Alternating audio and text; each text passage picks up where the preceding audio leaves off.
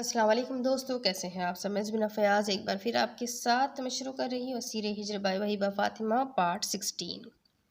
सनाया एक माह से बोलाई बोलाई फिर रही थी। रामेश उस दिन का गया अभी तक वापस नहीं लौटा था। वो जितना भी उसकी याद से दामन छुड़वाती मगर उस जालिम सयाद की तरह उसकी रूह तक में अपनी याद के पंजे गाड़ चुका था। आंखें उससे अपने करीब भी देखना चाहती थी मगर दिल उस पर दोबारा एतबार करके फिर से टूटने से भी इनकारी था कि जो शख्स दुनिया से अपनी असल पहचान तक छुपाता था उस पर इंसान एतबार करता भी तो कैसे। कि निकाह के वक्त उसने कहा था कि मौलवी साहब मेरा नाम रामिश हारिस बैग पुकारेगा पुकारिएगा तो तुमने उसे कबूल करना है। सनाया ने हैरान होते हुए उससे उसकी वजह पूछी तो उसने उसे सख्ती से डांट कर चुप करवा दिया था। बाद में भी वो उसे एक मर्तबा मेड के सामने रामिश पुकारने की गुस्ताखी कर बैठी थी। तब रामिश ने उसे तो कुछ नहीं कहा मगर सारे नौकरों की शामत आई थी कि उसने अपना सारा गुस्सा उन्हीं पर निकाला था। तब से सनाया ने उसे उसके असल नाम से पुकारने से तौबा कर ली थी। जिसकी खुद की शख्सियत इतनी पेचीदगी लिए हुए थी वो उसे कैसे अपना एतबार सौंप देती। लेकिन सोच की सारी तनाबें उसी शख्स में अटकी हुई थी। अपनी ही कैफियत से वो सख्त झंझलाई हुई थी। अभी भी रूम से लाउंज और लाउंज से पिछले बाग तक बरामदे के कितने ही चक्कर काट चुकी थी कि अब तो टांगें भी शल हो गई थी। क्या हुआ बीबी जी, आपकी तबीयत तो ठीक है ना। एक कल वक्ती मुलाजमा रामिश उसके लिए हायर कर चुका था मगर वो इस एक महीने में अपने रूम से ही बहुत कम बाहर निकलती थी। अब तो उसे इस फार्म हाउस का सीलिंग डिज़ाइन तक हिफ्ज हो चुका था। नहीं वो मैं बस यूं ही। अच्छा सुनो, तुम्हारे साहब कब तक आएंगे। सनाया से जब कोई बात ना बन पाई तो सीधे सीधे रामिश के बारे में पूछ लिया। वह अधेड़ उम्र मुलाजमा ज़माने शाज़ औरत थी। सनाया की झंझलाहट को देख के अपनी हंसी दबाई और लाइल्मी का इजहार किया।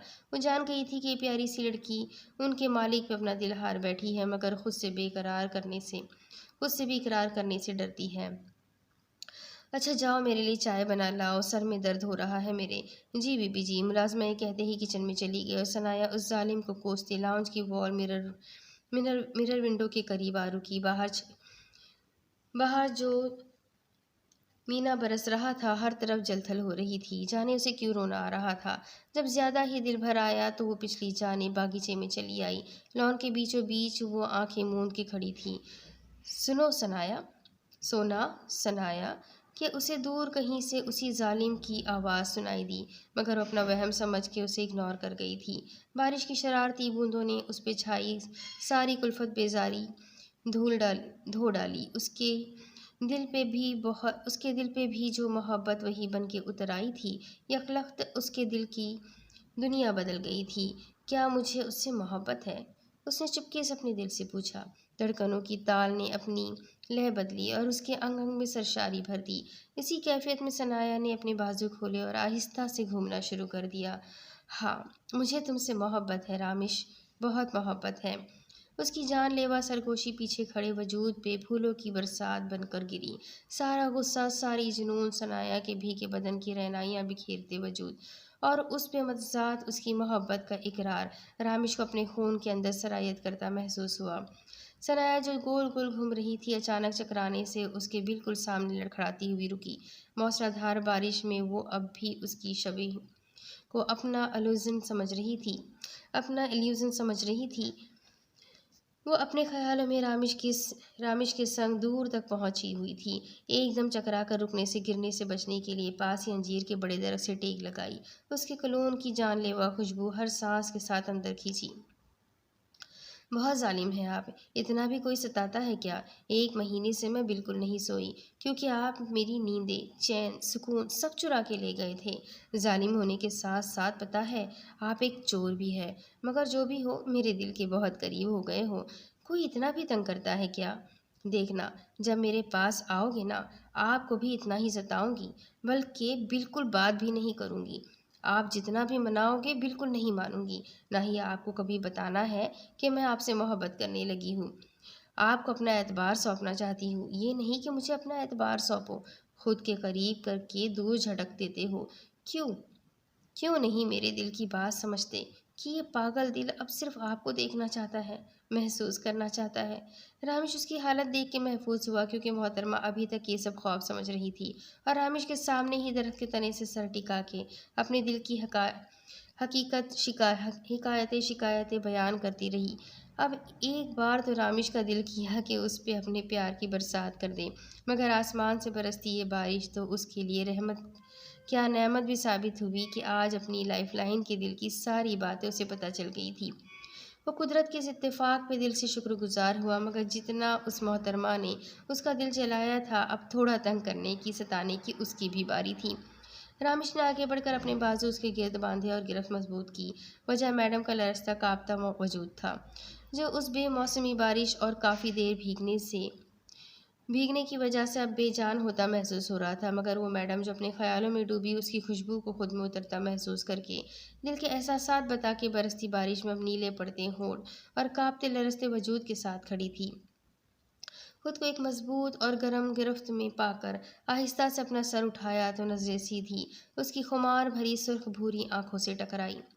आह! उसने चीखने को अपना मुंह खोला ही था कि अचानक रामिश ने हर चीज़ पर से पुश्त डालकर उसके लबों पर अपनी गिरफ्त जमा ली। एक बाजू सख्ती से कमर पे लपेटे, दूसरे बाजू से गर्दन पे रखे, कतरा कतरा उसमें अपनी सांसें उंडेलने लगा। सनाया जिसको अपना वहम समझ के मज़े से अपनी फीलिंग्स शेयर कर रही थी, वो सच में कोई इल्यूज़न नहीं, रामिश खुद था। जैसे जैसे लम्हे तेज़ी से सरक रहे थे, रामिश की गिरफ्त में शिद्दत आती जा रही थी। सनाया ने मचलकर उसे दूर करना चाहा, तो लबों पे हुए दांतों की शिद्दत ने उसकी ये मज़ाहमत भी रोक दी। उसका बेजान होता वजूद महसूस करके रामिश ने उसकी सांसों को आज़ादी दी और ख़ुद भी गहरी सांस भरी। सनाया का तनफ़ुस बुरी तरह बिगड़ चुका था। वो गहरे गहरे सांस भरती, एक नज़र उसे देखती, राह फरार इख्तियार करने की तगदो में अंदर भागती, अपने जार को कोशिश के बावजूद ना ना आप को कमरे में बंद कर पाई। फिर रामिश के उसने दरवाज़ा खोला ना ही कमरे से बाहर आई, बल्कि उसकी हल्की सिसकियां सुनकर रामिश का दिल किया माथा पीट ले। जबकि सनाया के वहम और वसवसों की बदौलत और उस इस कदर खूबसूरत इजहार के बाद भी रामिश की एक और रात पूरी तरह से बर्बाद हो गई थी।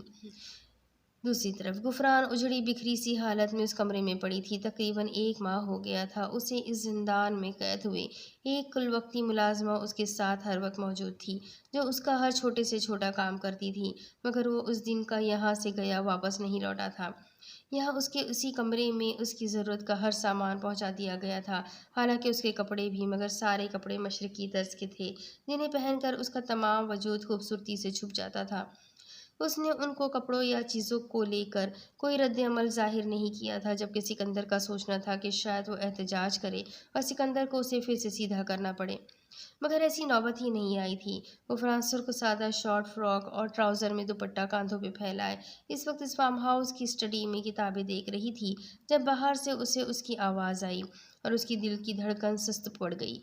गुफरान ने दरवाजे से कान लगाकर सुना। वो मुलाजमा से उसी के बारे में पूछ रहा था। सुनो, तुम्हारी बेगम साहिबा कहाँ है, उसे बाहर बुलाओ, गुफरान ने उसे कहते हुए सुना। मगर बेटा बेटा रहने दो, मुझे कमरा बता दो, मैं उससे खुद मिल लेती हूँ। हाँ, ये उसकी माँ की आवाज़ थी। ये साइमा बेगम थी, जिन्हें वो अपने साथ लाया था। गुफरान की आंखें झिलमिला गई, खूबसूरत ब्राउन आंखों में पानी जमा होने लगा। वो तेज़ी से स्टडी से बाहर निकली। मॉम, गुफरान की आवाज़ पर वो दोनों ही उसकी जानिब मुतवज्जा हुए, मगर उस शख्स ने उस पर एक नज़र डालकर अपनी निगाहें फेर ली थी। साइमा बेगम, जो उसका वीरान चेहरा देखकर दंग रह गई थी, अपनी बाहें फैलाई, जिन पे वो जल्दी से आकर सिमट गई। मम्मा, आपको अंदाज़ा नहीं मैंने आपको कितना याद किया, वो सिसक कर बोली। साइमा बेगम को लाडली बेटी के चेहरे की वीरानी देख जैसे अपनी सारी नाराज़गी, सारा गुस्सा भूल गई थी। मेरी बच्ची, कैसी हो? साइमा बेगम ने उसका चेहरा चूमा। वो हुनूज़ मुँह बसोर कर रोए जा रही थी। फिर वो सारा दिन साइमा बेगम ने उसके साथ गुजारा और शाम को उन्हें जाना पड़ा। साइमा बेगम ने फार्म हाउस के मुतालिक कोई बात उससे ना पूछी, ना कही। तब गुफरान उनके जाने का सोचकर फिर से रोने लगी, मगर साइमा ने उसे तसल्ली दी कि वो जल्द उससे फिर मिलने आएगी। साइमा चली गई। वो लाउंज में बैठी बेआवाज़ आंसू बहा रही थी जब मेड उसके पास आई। बीबी जी, जल्दी से बाहर जाए, साहब आपका इंतज़ार कर रहे हैं गाड़ी में। उसकी बात पर वो हैरान हुई। वो कहाँ जाएगा मुझे लेकर? गुफरान ने इस्तरारी अंदाज में अपनी उंगलियां चटकाई। ये तो मुझे भी नहीं पता बीबी जी, मगर उन्होंने कहा कि आप बड़ी चादर लेकर अपना चेहरा ढाँप कर बाहर निकले। मुलाजमा ने लाइल्मी का इजहार किया। मेरी चीज़ें इधर ही है तो कैसे जाओ? गुफरान ने उस जल्लाद से घबराकर एक और बहाना गढ़ा, मगर वो भी यहाँ हर चीज़ का हल लेकर आई थी। बीबी जी साहब ने कहा है वो आपकी चीज़ें बाद में खुद ही मंगवा लेंगे, आप जल्दी आए। मेड ने कहते उसे उसकी शॉल लाकर दी जो कि उसने कंधों पर फैलाई। ठीक है, गुफरान ने सर झटका। भला उस सड़ियल से इतना घबराने की ज़रूरत ही क्या थी? अगर वो उसके लिए गैर अहम थी तो वो कौन सा उसकी तवज्जो हासिल करने को मरी जा रही थी? गुफरान लापरवाही से बाहर निकली। सामने ही वो ड्राइविंग सीट पर बेतासुर चेहरा लिए सामने निगाहें मरकूज किए बैठा था। गुफरान ने गाड़ी का पिछला दरवाज़ा खोला और इत्मीनान से गाड़ी में बैठ गई।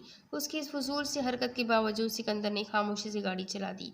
गाड़ी में मानी खैर सी खामोशी का राज था। वो भी बाहर के मनाजिर देखने लगी। सिकंदर ने एक नज़र उसे देखा और बुरी तरह अपने जबड़े भींच लिए। गुफरान को होश तब आया जब गाड़ी एक बहुत बड़ी हवेली के ड्राइवे पर एक झटके से रुकी। उसने तहीर से हवेली को देखा मगर वो खामोशी से गाड़ी में बैठी रही। सिकंदर ने गाड़ी से उतरकर एक मुलाजमा को इशारा किया। वो दौड़कर उन तक आई। बीबी को अम्मी जान के पास ले जाओ और उन्हें कहना मैं रात को लेट आऊँगा। उसकी ये बात सुनकर गुफरान तेजी से गाड़ी से उतर गए और मुलाजमा के पीछे हो ली। मुलाजमा ने ताज्जुब से उन्हें देखा। आखिर कैसे मियाँ बीवी थे जो एक दूसरे को मुखातिब करने या सलाम करने के भी रवादार नहीं थे।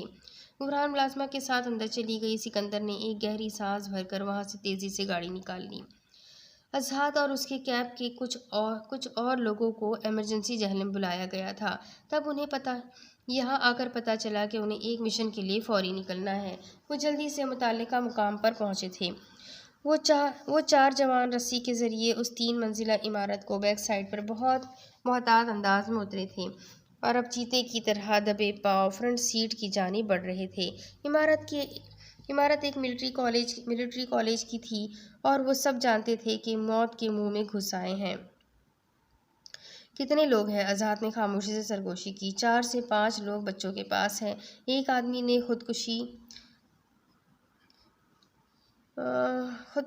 खुदकश जैकेट पहनी हुई है और वो बिल्कुल बच्चों के दरमियान में खड़ा है। बाकी इर्द गिर्द फैले हुए हैं। सबसे पहले इसी दरमियान वाले को जहन्नम रसीद करना है। इतनी ही खामोशी और धीमी सरगोशियों में उससे ब्रीफिंग दी गई थी।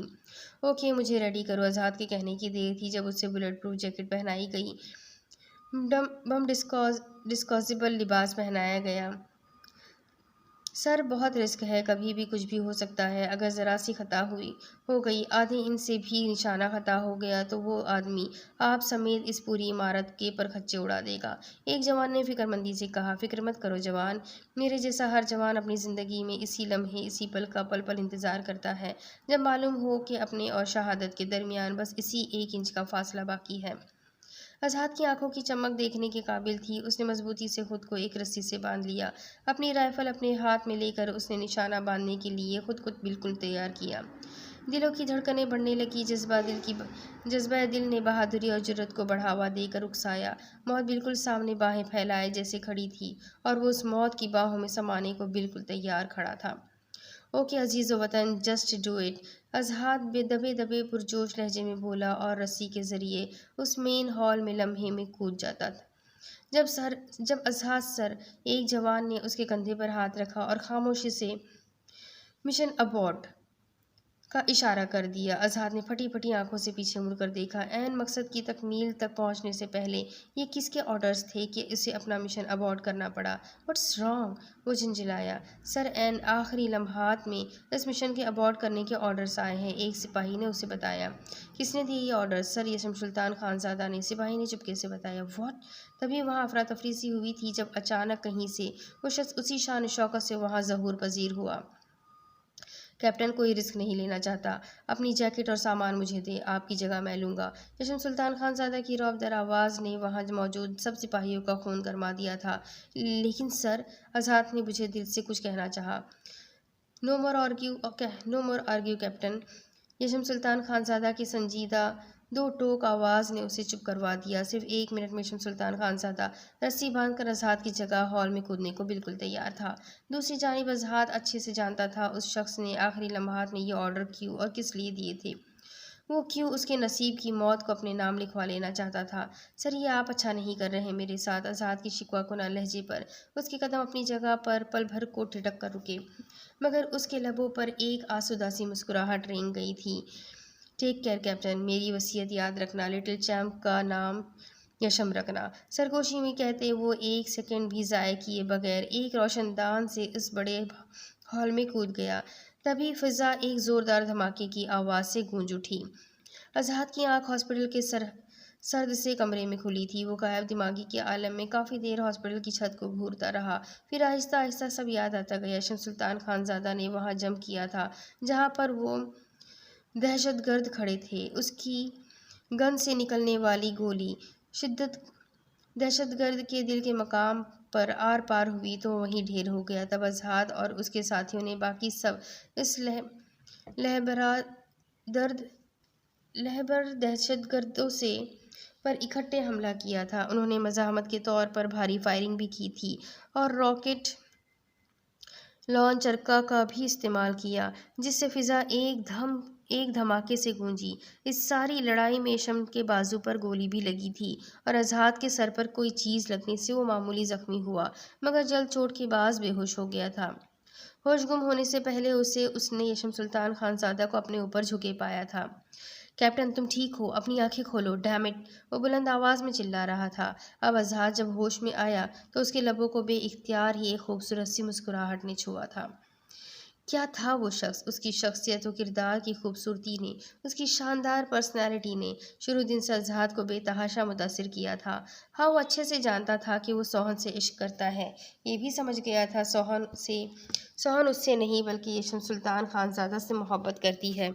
मगर जब सोहन ने उन दोनों में से अजहर का इंतखाब किया तो वो भी थोड़ा सा खुदगर्ज हो गया था कि उसमें यशम सुल्तान खानजादा जितनी हिम्मत और हौसला हरगिज़ नहीं था कि वो अपनी आंखों के सामने अपनी मोहब्बत को किसी और का होते देखता। तभी उसने सोहन को पाने को ही तरजीह दी। उसने सोचा था कि वो सोहन को इस कदर मोहब्बत और इज्जत देगा कि उसे दुनिया भूल जाए। रुखसती के कुछ माह बाद सोहन की आंखों में मौजूद उदासी और एक खालीपन सा देख कर अजहर के दिल में होक सी उठती। मगर वाकई फिर उसे इस कदर मोहब्बत और इज्जत दी, उसका इतना ख्याल रखा कि वो उसकी आदी हो गई। अजहर का बस न चलता उसकी झोली में दुनिया जहान की खुशियाँ डाल देता। और अब जब से उसके पाँव भारी हुए थे, तब से अजहर ने उसे हथेली का छाला बना रखा था।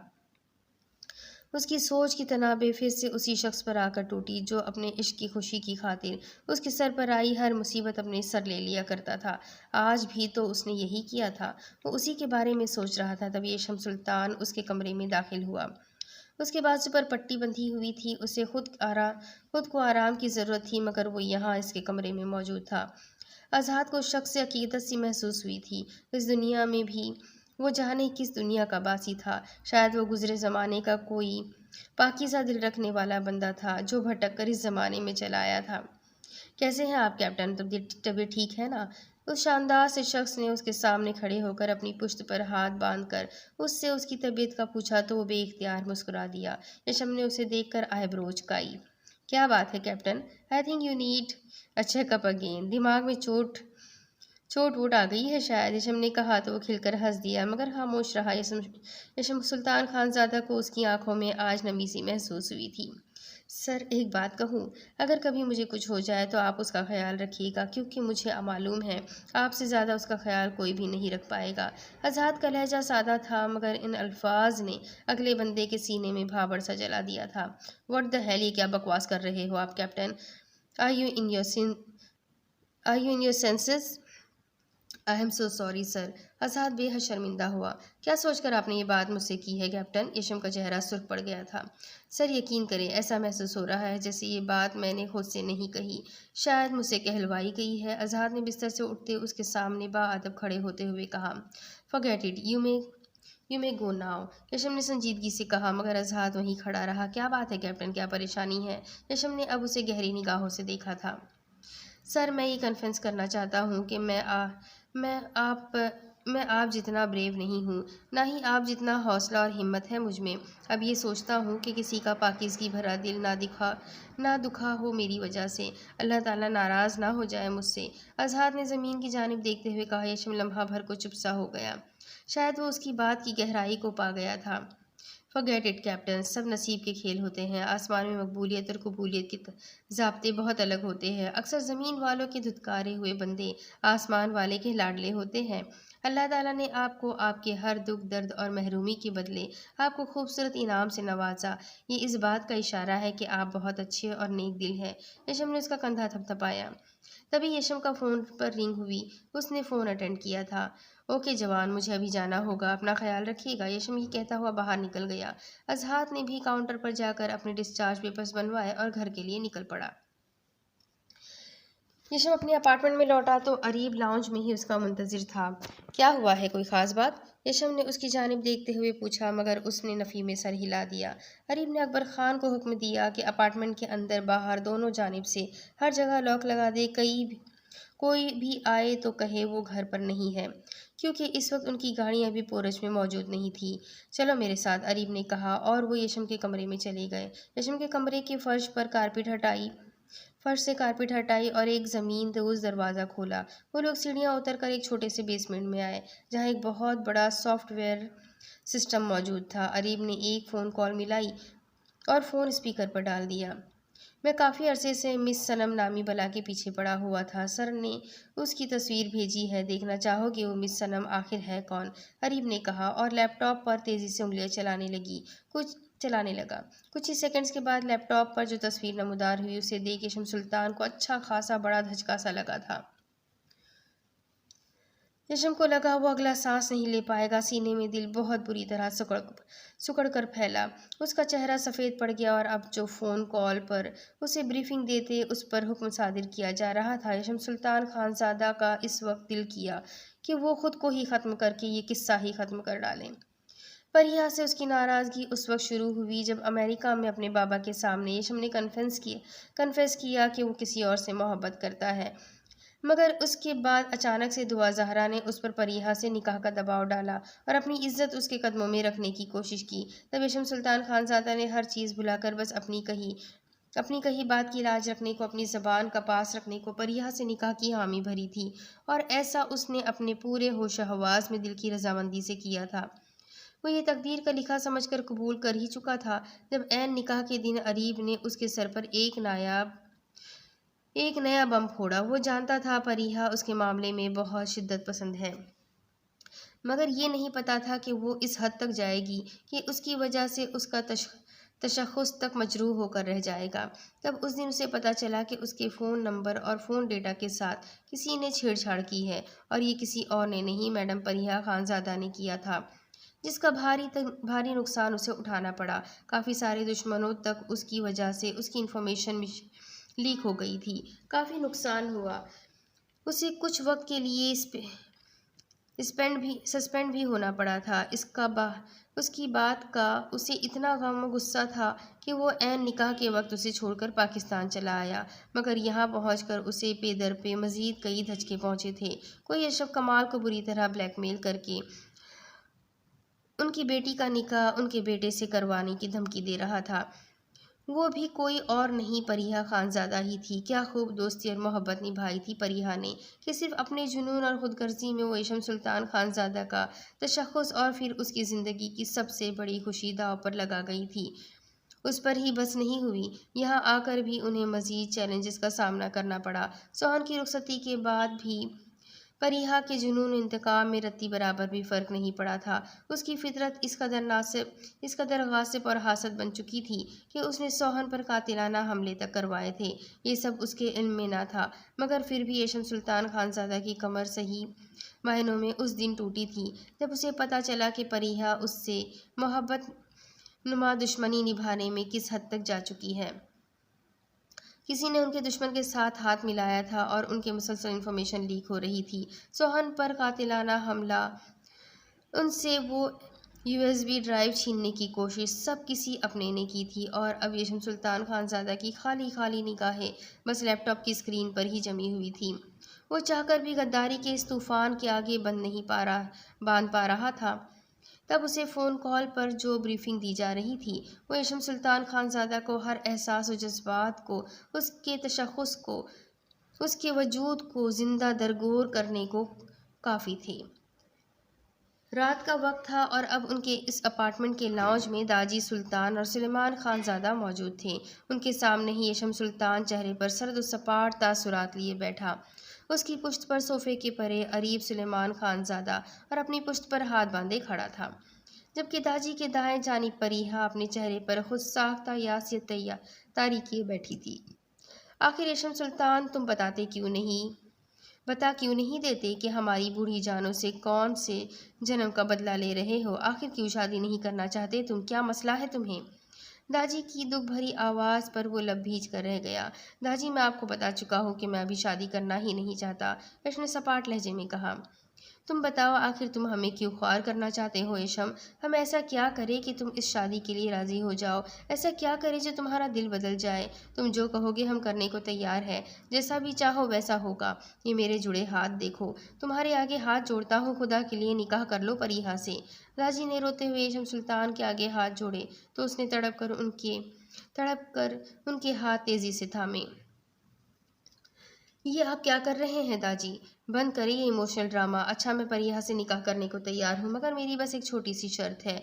उसने आंखों में डराने वाली दहशत और वहशत को नज़रअंदाज किए दाजी से कहा। तो हमें तुम्हारी हर शर्त मंजूर है। पहले सुन तो लीजिए दाजी के मुझे बगैर सुने ही तुम्हारी हर शर्त दिलो जहाँ से कबूल है यश। इसकी ज़रूरत नहीं, परिहा ने ज़मीन की जानिब देखते कदर शर्मा कर कहा। उसका खुशी से चमकता चेहरा तमतमा रहा था, मगर किसी की निगाहों में ये दुनिया का मकरूह तरीन, खुदगर्ज, फरेबी, मक्कार, बदनस्ल चेहरा था। नो, मैं ऐसे निकाह नहीं करूँगा। बाद में कोई प्रॉब्लम नहीं चाहता। मेरी शर्त यह है कि तुम्हें मुझसे निकाह करने के लिए मिलिट्री से रिज़ाइन करके बैतुल सुल्तान में रहना होगा। रेशम की बात पर परिहा ने झटके से सर उठाकर रेशम की जानिब देखा, मगर उसे अपनी मतलूबा कोई भी चीज़ उसके चेहरे पर नज़र नहीं आई। मुझे ये सुनने के बाद भी तुम्हारी हर शर्त मंजूर है यश, मगर मैं उसकी वजह जानना चाहती हूँ। तुम वो तो बता ही सकते हो मुझे। वो इसलिए कि मैं चाहती हूँ मैं चाहता हूँ मेरी शरीक हयात मर्द मार ना हो, मर्दों की दंद के बीच दंदनाती ना फिरे, बल्कि मेरे घर में रहकर मेरी पसंद नापसंद के मुतालिक जानने की कोशिश करें। यशम ने कदरे लापरवाही से कहा तो मानी खैजी से मुस्कुराती अंदर कमरे में चली गई। दाजी ने यशम की आंखों में देखते थम्स अप का इशारा किया, मतलब प्लान सक्सेसफुल रहा। कुछ ही देर में निकाह का बंदोबस्त कर दिया गया। दाजी सुलेमान और सुल्तान अंदर उसके पास चले गए। चाहा नहीं था ये जो हुआ है, वक्त के सितम ने जब से छुआ है, जैसे मुझको कोई सज़ा मिल रही है। मुश्किल से मेरी जान निकल रही है। झूठे सब अफसाने, अपने सब बेगाने, होगा क्या आगे खुदा जाने। छोड़ दिया तेरी गली जाना, छोड़ दिया दिल को यूं बहलाना, छोड़ दिया। अरीब ने एक गहरी निगाह उस शख्स पर डाली। आज अगर वहशत और बेबसी की कोई शक्ल होती तो वो यकीनन यशम सुल्तान खानजादा की शक्ल होती। आंखें लहू छलकाने को बेताब थी। अरीब जानता था इस फ़ोन कॉल के बाद यकीनन आज वो दूसरी बार इतना रोया होगा। मुझे तो कब से तुमसे चारे वाली वाइब्स आ रही थी, और आज देखो सर ने भी यही कहा कि ये सब महज बड़े शिकार को फांसने के लिए एक छोटा सा ड्रामा है। यश को चारा बनकर ये कुर्बानी देनी ही पड़ेगी। अरीब ने उसके कंधे पर हाथ रखा और उसका कंधा हिलाकर उसे तसल्ली दी। तभी अंदर से गहरी हकीकत जाने बगैर दाजी और सुल्तान खानजादा परिया को सुर्ख बारीक दुपट्टे के घूंघट में बाहर ले आए और लाकर उसके पहलू में बिठाया। महज चंद दर्द अजियतनाक पलों की कार्रवाई के बाद परिहा का नाम उसके नाम से जुड़ चुका था। यशम सुल्तान खानजादा ने अपने पूरे होशो हवास में उसे अपने निकाह में कबूल किया। एजाब व कबूल के मरहले के बाद मौलवी साहब और गवाहान चले गए। परिहा ने घूंघट पलट दिया और अब उसका चेहरा देखने के लिए था। फतेह व कामरानी के नशे में चूर चेहरे पर एक खास चमक सी थी। उसने अंदर जाकर अपना रिज़ाइन लेटर हेडक्वार्टर में मेल कर दिया था। अब उसे किसी चीज़ की फिक्र या परवाह नहीं थी। उसे जो चाहिए था वो उसे हासिल कर चुकी थी। तभी अब इत्मीनान से बैठी अब यश के चेहरे को उस वक्त यश को चेहरे को देख रही थी। इस वक्त दाजी सुलेमान और अपने बाबा सुल्तान से बगौर उसे देखी जा रही थी। बातों में वो महू था। अब हम चलेंगे, लाहौर ज़रूरी काम है, फिर सुबह बैतुल सुल्तान के लिए निकलेंगे, दाजी ने कहा और उठने लगे। दाजी, मैं सुबह ही बैतुल सुल्तान आ जाऊंगा। इससे पहले वो परिहा को पूछते उसने इंतहाई ढिठाई से उन्हें बोल दिया कि वो सुबह आ जाएगी। यशम ने मजबूती से अपने जबड़े भींच भींच लिए। ठीक है, आ जाना, वो कहते यशम को दुआएं देते अपार्टमेंट से बाहर निकल गए। हत्ता कि कुछ देर में ही अरीब भी कुछ ज़रूरी काम का कहकर बाहर निकल गया। तुम आराम करो, मुझे भी आराम करना है, मैं अपने रूम में जा रहा हूँ। उस शख्स ने एक निगाह गलत तक उस पर नहीं डाली थी, पर यह बेहद बदमज़ा हुई। अजीब, रूखा, खुश्क मिजाज और अनरोमांटिक बंदा था, जिस पर उस रिश्ते की नौयत बदलने का भी कोई फ़र्क नहीं पड़ रहा था। वो चला गया तो परिहा पैर पटकती अपने कमरे में चली आई थी। परिहा अपने कमरे में बेचैन सी थी। आखिर ऐसा क्या किया जाए कि वो शख्स उसके सामने चारों शाने चित हो जाए। उसने दिमाग में कुछ सोचा और अपना बैग खोला। परफेक्शन की जुनूनी वो हर प्लान ये सोच कर ही बनाती कि वो ज़रूर 100% उसमें कामयाब होगी, तभी हर चीज़ की तैयारी पहले ही कर लेती थी। अब भी बैग से एक खूबसूरत ड्रेस निकाला और वॉशरूम में चली गई। वो वॉशरूम से फ्रेश होकर बाहर निकली, बाल खोलकर सेट किए, खुद पर एक महंगे तरीन परफ्यूम का छिड़काव किया और अपने कमरे से धड़ल्ले से बाहर निकली। जानती थी अरीब अब शायद ही अपार्टमेंट में वापस आए। परिहा धीमे कदमों से चलती उस कमरे में दाखिल हुई जहां यशम सुल्तान खानजादा अपनी पूरी आन बान शान लिए वो शानदार सा शख्स ब्लैक पैंट और वाइट शर्ट में सोफे की पुश्त से सर टिकाए नीम दराज था। दोनों बाहें भी सोफे की पुश्त पर ही फैला रखी थी, जिनमें समाने को सदियों से बेताब तड़प रही थी। सुर्ख सफ़ेद रंगत पर हल्की बियर्ड, घनी मूछों के तले अनाबी लब आपस में भिजे हुए थे। वो शायद नीम गुनूदगी में था, तभी परिहा का दबे कदमों अपने बहुत करीब चले आना महसूस नहीं कर पाया था। परिहा आज अपनी तमाम हदें पार करती उसे अपनी जानिब राग़िब करने के लिए ब्लैक नामुकम्मल नाइट ड्रेस में अपने होशरुबा हुस्न को दो आतिशा किए उस कमरे में आई थी। उस लिबास में उसका दूधिया वजूद बेबाकी और बेपर्दगी का जीता जागता नमूना था।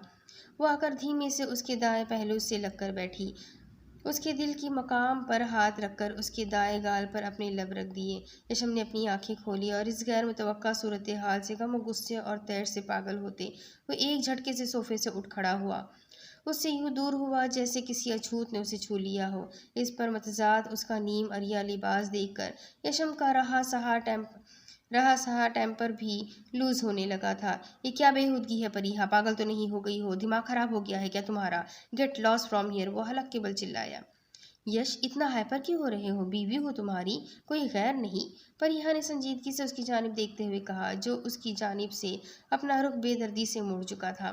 वो जानता था ऐसी कोई सूरत हाल ज़रूर पेश आएगी। उसे तभी अपने जबड़े भींच कर गहरे गहरे सांस भरता वो खुद को नॉर्मल करने लगा।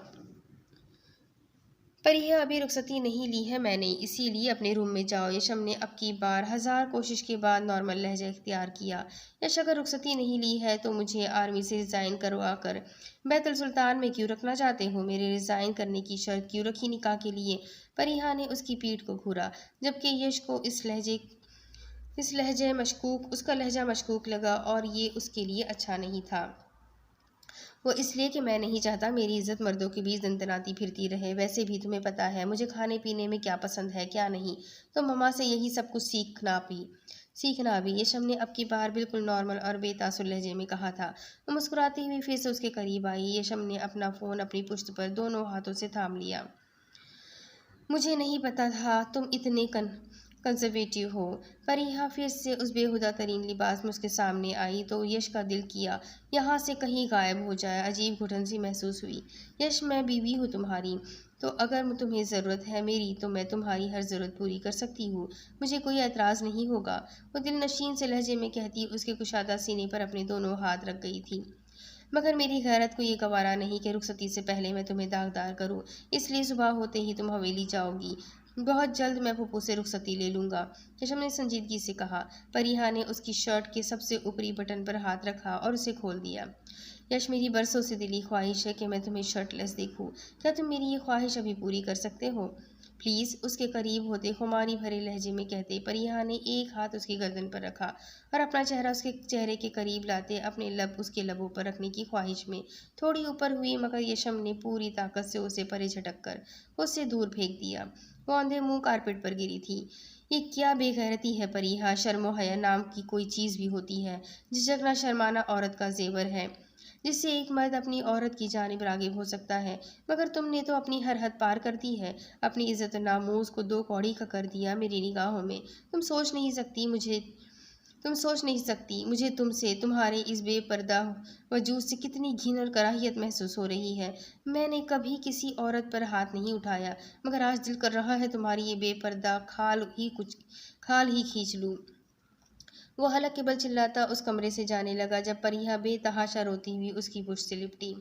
यश, मुझे अधूरा छोड़कर मत जाओ, खुदा के लिए, मैं कब से तुम्हें चाहती हूँ, सिर्फ तुम्हें पाना चाहती हूँ, मुझे धुतकार कर मत जाओ, मैं पागल हो जाऊंगी, जाने क्या कर बैठूं। परिहा के हर लफ्ज ने उसका फशार खून बुलंद करते रगों में लावा भर दिया था। जैसे पीछे मुड़कर उसे फिर से दूर ढकेला, पास पड़े टेबल से पानी का गिलास उठाया और सारा पानी छपाक से उसके मुंह पर फेंकता कमरे से बाहर निकलकर तेजी से अपार्टमेंट से बाहर निकल गया। अपने पीछे उसे चीखो पुकार की आवाज़ें सुनाई देती रही, मगर यशम ने अपने कान बंद कर लिए थे। वो वहशतज़दा सा बाहर निकला, अपनी गाड़ी में झमाके से बैठकर धाड़ से दरवाज़ा बंद किया। अकबर खान, जो गेट पर बैठा ऊँग रहा था, हड़बड़ाकर उठा और फ़ौरन से पहले गेट खोल दिया। यशम सुल्तान की गाड़ी हवाओं से बातें करने लगी, मुसलसल ड्राइविंग करता रहा। दिलो दिमाग में छड़ी जंग से जो भापड़े जैसे सीने में जल उठे थे, वो उस चट्टानी एहसाब के मालिक शख्स का पूरा वजूद जैसे जलाकर खाकसर कर रहे थे। उसे पता नहीं चला कि वो कितनी देर ड्राइविंग करता रहा। आखिर जहलम रिवर के बहुत बड़े रिवर साइड होटल अल अकबर की पार्किंग में उसने गाड़ी को ब्रेक लगाई। गाड़ी से निकलकर वो दरिया किनारे चला आया। मौसम बहुत ख़राब था, उसके नसीब की तरह। आसमान पर हल्के हल्के बादल इस बदकिस्मत शख्स की बदकिस्मती पर शिकवा कुना थे। तभी उसके आंसुओं का साथ देते, उसका भरम कायम करते, खुद भी हल्के हल्के बेमौसम बरसना शुरू कर दिया। यशम ने एक दरख्त से टेक लगाई और अपनी पैंट की पॉकेट से सिगरेट की डिब्बियाँ निकाल कर सिगरेट लबों में दबाकर लाइटर से जलाई और गहरे गहरे कश लेने लगा। इस वक्त उसकी वीरान बर्बाद आंखों में आंसू थे। वो दीवार से टेक लगाए आंखें मूंद गया और सिगरेट के कश भरने लगा। वो अब इश्क में सब्र का वो दर्जा पा चुका था जो जिस्मों की तलब और किसी किस्म की नफसी ख्वाहिश से बलातिर था। हर किसी को नहीं मिलता यहाँ प्यार ज़िंदगी में, खुश नसीब है वो जिनको मिली ये बहार ज़िंदगी में। होठों से होठ मिले न भले, चाहे मिले न बाहें बाहों से, दो दिल जिंदा रह सकते हैं चाहत की भरी निगाहों से। हर किसी को नहीं मिलता यहाँ प्यार ज़िंदगी में। इस वक्त इस सिगरेट और इसके खुद में एक बात मुश्तरका थी कि वो दोनों जिस्म जा से सुलग रहे थे। परिहा की नापाक और हवस से भरी ख्वाहिशात ना तमाम ठहरने वाली थी कि वो शख्स तो पूरी तरह उसके खुद का भी नहीं था, परिहा का कैसे हो जाता। दूसरी तरफ सोहन इस वक्त घर की छत पर मौजूद थी, गहरी सोच में डूबी थी। कुछ दिन पहले वो बर्फ़ी को ढूंढते सामने अपार्टमेंट में चली गई थी, तो यश से उसे काफ़ी डांट पड़ी। वो वापस आने लगी तो चक्कर खाकर लड़खड़ा कर गिरने वाली थी। तब यशम ने आगे बढ़कर उसे बाजू से थाम लिया और सीधा करके फ़ौरन उसका बाजू छोड़ भी दिया। वो खुद भी इस ऑकवर्ड पोजीशन पर इंतहाई शर्मिंदा हुई थी, मगर चुल्लू भर पानी में डूब कर मर जाने को तब दिल किया जब सामने लाउंज की खिड़की में खड़ी यश की बेगम की लहू छलकाती आंखों में शरारे से भड़के थे। सोहन को बेतहाशा सबकी का एहसास हुआ तो वो तेज़ी से अपने घर चली गई थी और फिर उसने सामने घर जाने से तौबा कर ली थी। कोई चीज़ भेजनी भी होती तो अकबर काका को आवाज़ दे देती, तो वो खुद ही ले जाया करते थे। उस दिन बर्फ़ी भी मिल गया था। वो यश के अपार्टमेंट में ही स्टोर में चला गया था, जिसे बाद में अकबर काका उसे दे गए थे, मगर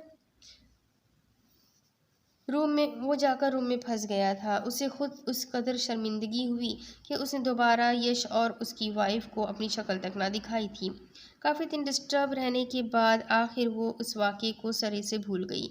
हाँ, मगर वहाँ जाने की गलती दोबारा नहीं की थी उसने। आज आज़ाद वापस लौटा था तो कुछ थका थका लग रहा था। वो खाना खाकर आराम के घर से लेट गया। सोहन तमाम हल्के फुल्के काम निपटा कर अब आहिस्ता आहिस्ता छत पर चली आई थी। मौसम काफ़ी खुशगवार था पूरे हवसज़दा दिन की बाद। इस वक्त आसमान पर हल्के बादल छाए थे और ठंडी हवा चल रही थी जो उसकी शॉल के साथ अटखेलियाँ करने में मसरूफ़ थी। ऊपर आज़ाद ने एक छोटा सा झूला रखवाया था जिस पर वो इस वक्त विराजमान थी। मीठी धीमी सी आवाज़ पर उसने पीछे मुड़कर देखा और गहरा मुस्कुराई। इधर क्या कर रही हो? आज़ाद फिक्रमंद सा झूले के करीब चला आया। देखिए ना, कितना अच्छा मौसम है, मुझे बहुत अच्छा लग रहा है, सोहन ने कहा तो आज़ाद भी उसके करीब ही बैठ गया। बेजार होती तबीयत के बाद उसके चेहरे की बशाशत देखकर वो उसके पास ही चला आया था। उसके करीब होकर सोहन के कमर के गिर्द बाजू हमायल किया तो सोहन ने मुस्कुराकर उसके सीने से लगते कंधे पर सर रख दिया। आज़ाद ने आसूदगी से मुस्कुराते अपनी शॉल खुद की और उसके ऊपर फैलाई। नर्म ठंडी यकबस्ता हवाएं आस पास रक्स करती जैसे मोहब्बत के गीत गाने लगी थी। हर किसी को नहीं मिलता यहाँ प्यार जिंदगी में, खुश नसीब है वो जिनको है मिली ये बहार जिंदगी में। जुल्फों के नर्म अंधेरे हैं, जिस्मों के गर्म उजाले हैं, जीते जी हमको प्यार मिला, हम दोनों किस्मत वाले हैं, हर किसी को नहीं मिलता यहाँ प्यार जिंदगी में। मीठी, तुमने मुझे दुनिया की हर खुशी दी, मेरी ज़ात की तकमील तुमसे हुई है, तुमने मुझे मुकम्मल कर दिया, मैंने इतने मुख्तसर अरसे में दुनिया की हर खुशी पाली है। आज़ाद ने मखमूर लहजे में कहते उसके चेहरे से हवा से उड़ती आवारा सियाह लटों को कान के पीछे करते उसके गाल पर दहकते लब रखे और एक जानदार बोसा दिया तो मुस्कुराती उसके सीने में चेहरा छुपा गई। बिल्कुल पागल है आप, वो मुस्कुराई। और तुम मेरी मासूम सी पगली दीवानी। आज़ाद ने अब उसके बालों में चेहरा छुपाकर उनकी रूह को मुअत्तर करती खुशबू अपनी सांसों में खींचा। आपको अभी भी कोई शक है? सोहन का लहजा शरारत भरा था। नहीं, शक तो बिल्कुल नहीं, बल्कि 101% यकीन है। उसने अपने सीने से उसका चेहरा निकाल कर उसकी छोटी सी नाक को चूमते उसकी आंखों में झांका। आज़ाद, आज आपको चोट लगी थी ना? कहते हुए सोहन की आंखें नम हुई थी। आज़ाद उसकी बात पर चौंका। नहीं, लेकिन तुम क्यों पूछ रही हो? वो अनजान बना। झूठ मत बोले, मैंने आपको बाबा से बात करते सुना था। सोहन की देवरी पर बल आए। अजहात ने अपने लब उसी माथे की जीनत बना दिए। तुम्हें परेशान नहीं करना चाहता था, बिल्कुल मामूली चोट थी, तुम्हारे सामने हूँ सही सलामत, अब टेंशन मत लेना। ये टेंशन मेरे बेबी के लिए ठीक नहीं है और तुम्हें इसका ख्याल रखना है। आज़ाद ने बोझल लहजे में कहते उसके पेट पर हाथ रखकर उसे महसूस करने की कोशिश की थी। बेबी की अब्बा भी तो अपना ख्याल रखे, अगर आपको कुछ हो जाता तो हम क्या करते? सोहन ने आंखों में नमी लिए उसी के सीने में चेहरा छुपाया तो वह आसूदगी से मुस्कुरा दिया। कुछ नहीं होगा, तुम फिक्र मत करो मेरी जान। हमारा नसीब, हमारी किस्मत सिर्फ अल्लाह ताला के हाथ में है। जो भी हुआ उसे अल्लाह ताला का लिखा समझकर उस पर ईमान लाकर उसे कबूल करना ही पड़ता है। मेरी मीठी एक ब्रेव गर्ल है। ये कहते अजहात ने उसे अपने सीने में छुपा लिया। सोहन ने सुकून महसूस करते अपनी आंखें आसूदगी से मूंद ली। वो दो पाक रूहें थीं जो एक दूसरे की मोहब्बत में पूर डूबी हुई थी, मगर इस बात से बिल्कुल बेखबर कि दो हासिद आंखें उन्हें भस्म करने वाले अंदाज में देख रही हैं। हसद तो वो चीज़ है जो लोहे के पहाड़ तक को रेजा रेजा कर देता है। हासिद की सिर्फ आंखें ही जिंदगी तक निगल लेती है। वो तो फिर दो नाजुक वजूद थे। दूसरी तरफ वीरा अपने कैबिन में थी जब एक सिस्टर ने आकर उसे कहा कि उसे डॉक्टर साइम अपने कैबिन में बुला रहे हैं। उसने एक सा सी तवील सांस खींची। जितना वो उस बंदे को नज़रअंदाज करने की कोशिश कर रही थी, वो उतनी शानदार पर्सनैलिटी का बंदा इंतहाई चिपकू था जो वीरा की जान का आजार बन गया था। ऐसा वीरा को लगा था एक तो अनिल ने उसका जीना हराम किया हुआ था कि वो उसे जितना नज़रअंदाज कर रही थी वो उतना ही जुनूनी और पागल सा हो रहा था, और वो साइम रज़ा खानज़ादा को जितना इग्नोर कर रही थी वो भी उतनी ही डैशिंग पर्सनैलिटी का बंदा वो भी अजीब व गरीब हरकतें कर रहा था जिससे वो बहुत ज़्यादा इरिटेट हो रही थी। वीरा ने सामने सायम के कैबिन के बाहर खड़े होकर गहरा सांस भरा और दरवाजे पर दस्तक दी। यस कम इन। अंदर से आवाज़ आने पर वो कैबिन में अंदर दाखिल हो गई, ये जाने बगैर कि उसी नर्स ने दबे कदमों उसके पीछे आकर बाहर से दरवाज़ा लॉक कर दिया था। यस डॉक्टर, आपको कोई काम था मुझसे? वीरा ने उसके सामने आकर पूछा तो साइम ने एक गहरी निगाह से सरता पैर उसे देखा। सब्ज रंग के फ्रॉक पैजामे में सुनहरी बदन दमक रहा था। सफ़ेद कोट के ऊपर सब्ज दुपट्टा सलीके से सर पर जमाए, ब्लैक मास्क मुंह से नीचे किए गर्दन की जीनत बना हुआ था। उसकी अजीब सी निगाहों से वीरा ने पहलू बदला तो उसने फ़ौरन उससे पहले खुद को कंपोज किया। कुछ खास नहीं डॉक्टर वीरा, बस आपके साथ कुछ वक्त गुजारना चाहता था, मतलब कुछ गपशप, शादी से पहले एक दूसरे को जानने की छोटी सी कोशिश। आप प्लीज़ इतना फॉर्मल मत हो, सुकून से बैठ जाए, साइम ने सादगी से कहा तो वीरा को ना चाहकर भी उसके टेबल के पास पड़े सोफे पर बैठना ही पड़ा। कुछ अपने मुतालिक बताए, अपनी पसंद नापसंद के बारे में। साइम ने दिलचस्पी से उसे देखा और अपने पीछे छोटे टेबल पर से पर पहले से ही पड़े जूस के गिलास को उठाकर उसके सामने रखा। ये क्या डॉक्टर साहब? वीरा ने अचंभे से उसकी जानिब देखा। कुछ नहीं, आपको बुलाने से पहले ही फ्रेश जूस ऑर्डर किया था, मगर मसरूफियत में पी नहीं सका। अब तलब ही नहीं, ये शायद आपके नसीब का है। साहब ने मानी खजी से जूस को देखा। मगर मैंने अभी अभी बाहर कैंटीन से लेकर जूस पी लिया था, तो मुझे भी अब कोई ख़ास तलब नहीं, वीरा ने करकरा सा जवाब दिया। वो भी कोई रोटी की चूची नहीं कहती थी। एक दुनिया देखी थी उसने, अमेरिका जैसे मुल्क में रहकर अपनी हिफाजत की थी, तो मोहतात रहना उसकी फितरत में शामिल था, चाहे कोई बहुत अपना ख़ास या घर का ही क्यों ना होता। नीयतों का हाल तो सिर्फ अल्लाह ताला जानता है। इसलिए एक लड़की के पास जो सबसे आजमूदा ट्रिक होता है, वो ये कि एहतियात वाहिद इलाज है।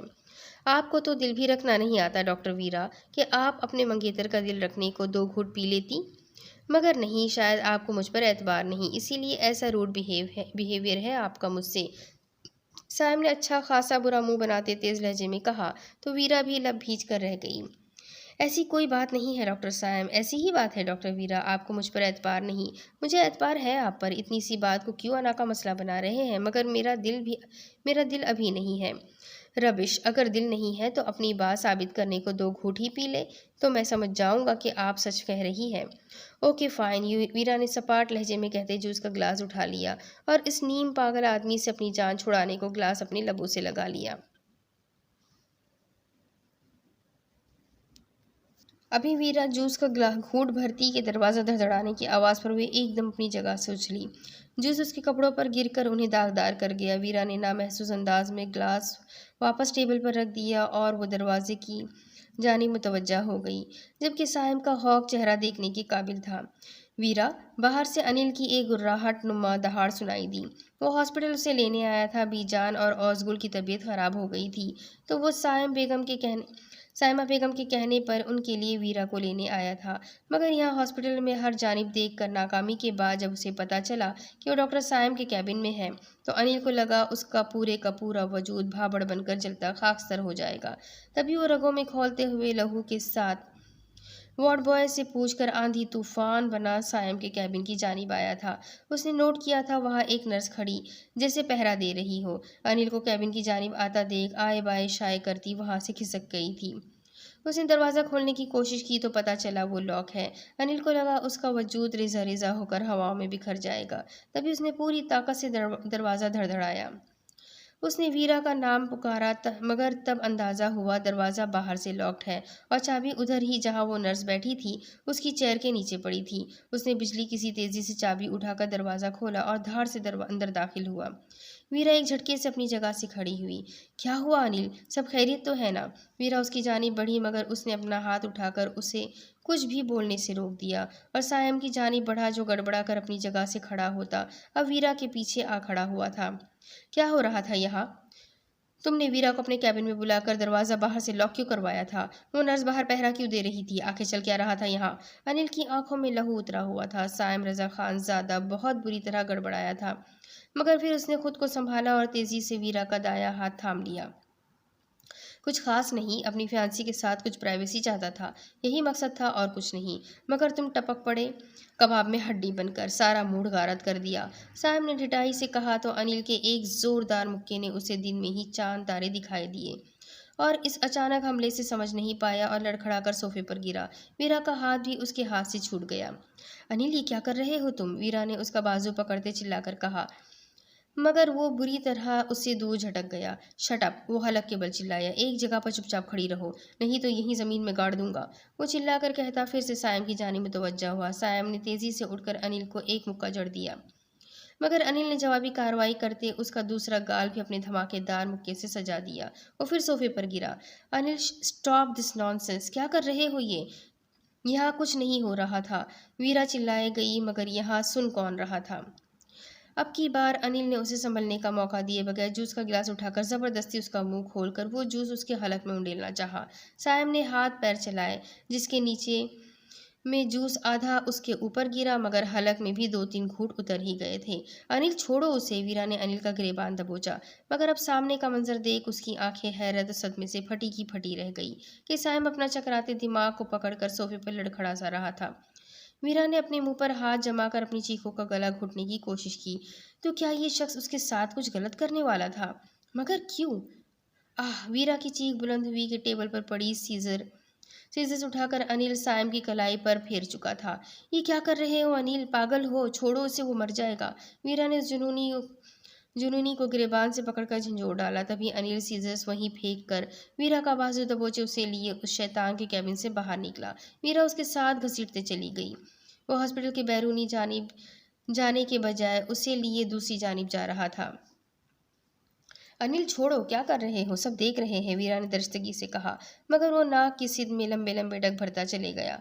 हॉस्पिटल के मोर्ग के करीब अनिल को वो नर्स खड़ी नजर आई। वो भी अनिल सुलेमान खानजादा को देख चुकी थी और उसके तेवर देख बुरी तरह खौफजदा हो गई थी। अनिल ने वीरा का हाथ छोड़ा और उस नर्स को चोटी से पकड़कर उसकी चोटी घुमा डाली कि जो खुद एक औरत होकर किसी मासूम की इज्जत का सौदा कर सकती थी, कि वो किसी भी तरह के रहम के काबिल नहीं थी। तुम्हारी हिम्मत कैसे हुई मुराद खानजादा की इज्जत का सौदा करने की? एक लड़की होकर किसी लड़की की इज्जत और नामूस से खेलने की। हमारा खाती और हमें ही धोखा देती हो। अब देखना तुम्हारी यह गद्दारी तुम्हें और तुम्हारे पूरे खानदान को पंचायत में कैसे जलील और रुस्वा करेगी। तुम्हारा गरीब बाप तुम्हारी इस हरकत से भरी पंचायत में खुदकुशी करेगा।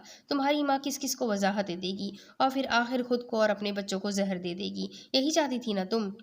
अनिल ने उसे बालों से दबोच कर रखा था, जबकि वो फूट फूट कर रोती अब अनिल के सामने हाथ जोड़कर जोर जोर से नफी में सर हिला रही थी। माफ़ कर दे मुझे खान, मुझे माफ़ कर दे, मैं बहक गई थी, मैं बातों में आ गई थी, मुझे माफ़ कर दे। वो अनिल के पैरों में गिर गई। मीरा फटी फटी आंखों से सारा तमाशा देखे गई। आज जो उसने अनिल सुलेमान खानजादा का रिवायती रूप देखा था, जो उसके सर पर खून सवार था, जैसा वो जुनूनी हो रहा था, वीरा को बहुत बड़ा धचका लगा था। खुद वो भी इस खौफ सदमे से कुछ बोल ही नहीं पा रही थी, बस खामोश आंसू बहाए गई। आज उसके साथ जाने क्या होने वाला था।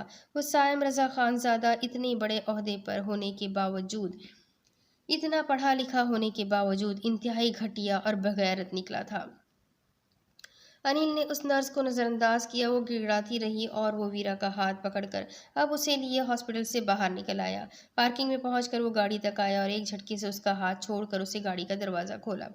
अंदर से पानी की बोतल निकाल कर खोली और फिर वीरा की जानिब मुड़ा। उसका हाथ कलाई से पकड़कर एक तरफ किया और अब उसका हाथ रगड़ रगड़ कर पानी से धोने लगा, जैसे उसके हाथ को जाने कितनी मकरूह चीज़ ने छू लिया था।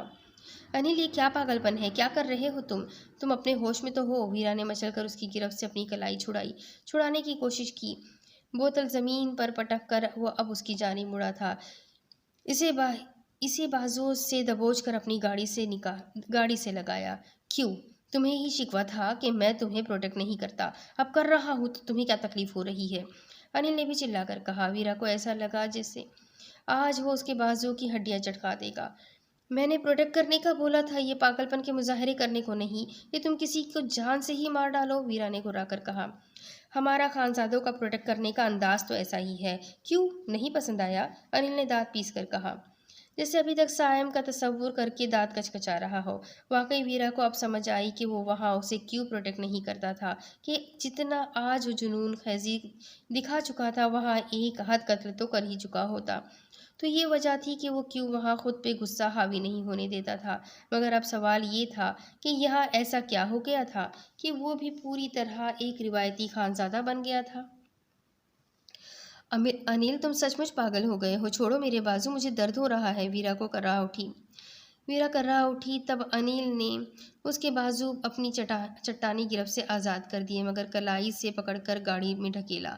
खुद ड्राइविंग सीट पर बैठकर वहां से गाड़ी निकाली। वीरा की आंखों में बार बार नमी उतरती रही। वो सर्द सपाट चेहरा लिए ड्राइविंग करता रहा। वीरा बार बार अपनी आंखों में दराने वाली नमी साफ करती रही। वो जानती थी कि हवेली पहुंचने पर एक नया वबाल मच जाएगा। दूसरी तरफ सोहन धीमे कदमों से चलती कमरे में दाखिल हुई। हाथों में नाश्ते की ट्रे थी। 3 माह गुजर चुके थे। उसकी प्रेगनेंसी को चौथा माह था और इस दौरान अजहात ने उसका इस कदर ख्याल रखा था कि सोहन को इसके अलावा कुछ सुझाई ही नहीं देता था। वो सब कुछ जैसे भूल गई थी। अब तो बस याद था तो वो शख्स जो उसके जिस्म जहाँ का, उसकी तमाम एहसासात और जज्बात का मालिक और मुहाफिज था। अब भी वो कमरे में ट्रे लिए दाखिल हुई तो अजहात शू लेसेस बंद कर रहा था। मुकम्मल यूनिफॉर्म में, हल्की सानोली रंगत, ऊंचा लंबा कद, चौड़ी जसामत और कुछ यूनिफॉर्म में वो मज़ीद शानदार लगता था। अरे, मैंने कितनी मर्तबा कहा है मीठी कि नाश्ता या खाना खुद मत लाया करो। मुझे आवाज़ दे दी होती, मैं किचन में ही आ जाता। आज़ाद ने जल्दी से उसके हाथ से ट्रे लेकर साइड पर रखी और उसे बाजुओं से थाम कर अपने पास कॉट पर बिठाया। और मैंने भी आपको कितनी मर्तबा कहा है कि आपके छोटे मोटे काम करके मुझे अच्छा लगता है। सोहन ने मुस्कुराकर कहा, मगर आज उसका लहजा पहले की तरह बशाशत लिए हुए नहीं था। अजहार मुतफक्किर हुआ। उसके करीब होकर उसकी थोड़ी पकड़कर चेहरा अपनी जानिब घुमाया। क्या बात है सोहन, तबीयत तो ठीक है ना तुम्हारी? जी जी, मैं ठीक हूँ, मगर जाने क्यों आज मुझे कुछ अच्छा नहीं लग रहा। तबीयत अजीब बोझल सी है, अजीब बेचैनी और बेकरारी है। आज मेरा दिल कर रहा है कि आप मेरे पास रहें। सोहन ने अजहार के सीने में अपना चेहरा छुपा लिया तो वो गहरा मुस्कुरा दिया। अच्छा, तो ये बात है, बेगम हमसे दूर नहीं होना चाहती है? अजहार ने उसके बालों की लटें उसके कान के पीछे करते हुए कहा तो सोहन ने उसके सीने में चेहरा छुपाए हुए ही इस बात में सर हिला दिया। अजहार ने उसे खुद में समेट लिया और एक अकीदत भरा लम्स उसके गाल पर छोड़ा। उसका चेहरा अपने हाथों के प्याले में भरकर उसकी शफाफ सियाह आंखों में झांका। अब यूँ तो ना करें बेगम कि बंदा इश्क में निकम्मा होकर किसी भी काम का ना रहे। इतनी मोहब्बत करती हो मुझसे? आज़ाद ने अपने लब उसकी छोटी सी गुलाबी नाक पर रखे। ये तो अंदाज़ा नहीं कि मैं आपसे कितनी मोहब्बत करती हूँ। हाँ, मगर ये ज़रूर जानती हूँ कि अब आपके बगैर एक पल भी नहीं रह सकती। आप है तो मैं हूँ, आप नहीं तो मैं कुछ भी नहीं। आप ही मेरी ज़िंदगी और मेरी पूरी कायनात है। सोहन ने उसके माथे पर अपने मखमली लबों का लम्स छोड़ते हुए धीमे लहजे में कहा तो अजहार को लगा हुआ हवाओं में उड़ रहा है। आज तो बहुत ख़ास और कीमती दिन है भई। आज तो जिन कील कांटों से लेस यूँ मेहरबान हो रही है बेगम, कहीं ये कैप्टन आपके इन्हीं हथियारों से घायल ना हो जाए। अजहार ने उसका चेहरा चूमते हुए कहा तो सोहन ने बुरी तरह से उसे घूरा। सुबह सुबह कैसी बातें कर रहे हैं आप? अल्लाह ना करे कभी आप पर आज तक आए। सोहन ने गुस्से से कहा, मगर हुनूर उसकी शर्ट के बटन से खेलने लगी। अच्छा बताओ, आज मेरे लिए क्या बनाओगी? कुछ स्पेशल होना चाहिए। आज़ाद ने उसका ध्यान बटाया। बिरयानी बनाऊंगी आज आपके लिए, आपको पसंद है ना? मुझे बिरयानी के साथ स्वीट डिश में एक मीठी भी बहुत पसंद है। मैं तो उसे भी खा जाऊंगा। आज़ाद ने उसके कान की लौ को लबों में दबाते हुए बेबाकी से कहा तो सोहन के गुलाबी गाल दहक उठे। चेहरे पर कौज़ क़ज़ा के रंग बिखर गए। आज़ाद ने दिलचस्पी से दिलकश मंजर देखा। मैं सही कहती थी कैप्टन साहब, कोई बहुत लोफर और दिलफेक वाक़े हुए हैं। सोहन ने रूहान सी होते हुए कहा तो वो कहकहा लगाकर हंस पड़ा। अच्छा, ऐसा करना, एक बाउल में बिरयानी डालकर सामने सर को भी भिजवा देना। आज़ाद ने इंतहाई नरमी से कहा तो सोहन उसकी जानिब देख कर रह गई।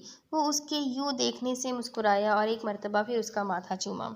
ऐसे मेरी तरफ मत देखो जानम, शादी को 1 साल होने वाला है तकरीबन, और इस वक्त के दौरान एक भी लम्हा ऐसा नहीं गुजरा जब मैंने कभी तुम्हारे किरदार पर शक किया हो या मेरे दिल में कोई शक व शुबहात पैदा हुए हों।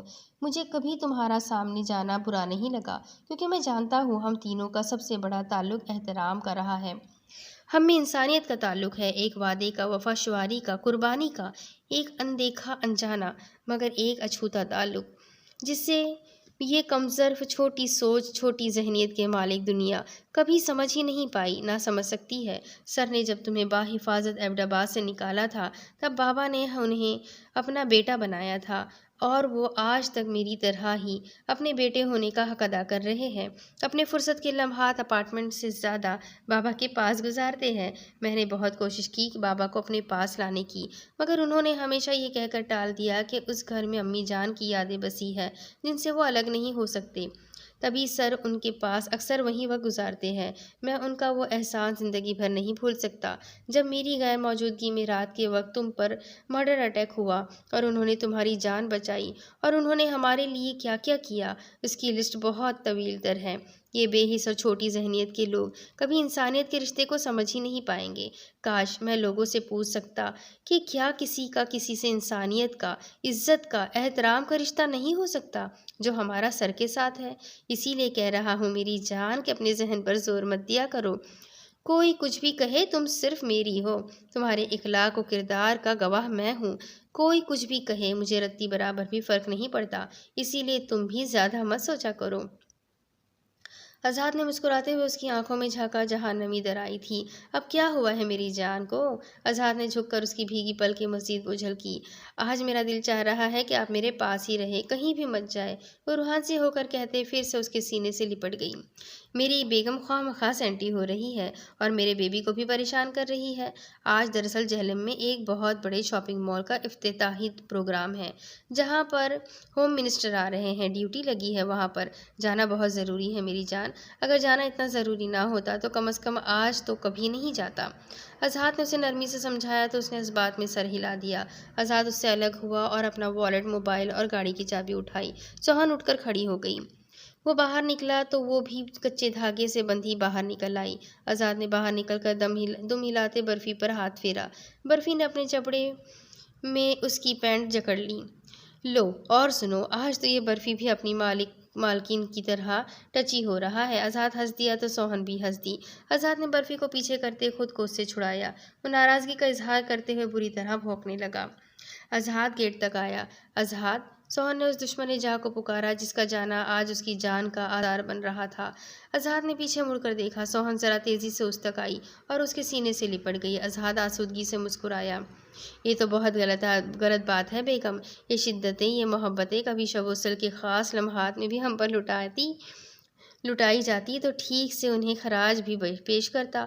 इस वक्त तो आप छुई मुई बन जाती रही है। अब ये बगैर मौका महल के रोमांस हम पर जुल्म का पहाड़ बनकर टूट रहा है। आज़ाद ने उसके कान में सरगोशी की तो वो खुद में सिमट गई। अपना और मेरे बेबी का बहुत बहुत सारा ख्याल रखना। आज़ाद ने नरमी से उसे खुद से अलग किया और फिर वहाँ से निकलते पीछे मुड़कर नहीं देखा कि अब तो खुद दिल बेईमान होने लगा था कि आज वो कहीं ना ही जाए। अब इसके आगे की कहानी मैं आपको अगली किस्त में सुनाती हूँ कि आगे क्या होगा। ये जानने के लिए मेरे साथ बने रहें। अगली किस्त में फिर मिलेंगे। तब तक के लिए अल्लाह हाफ़िज़।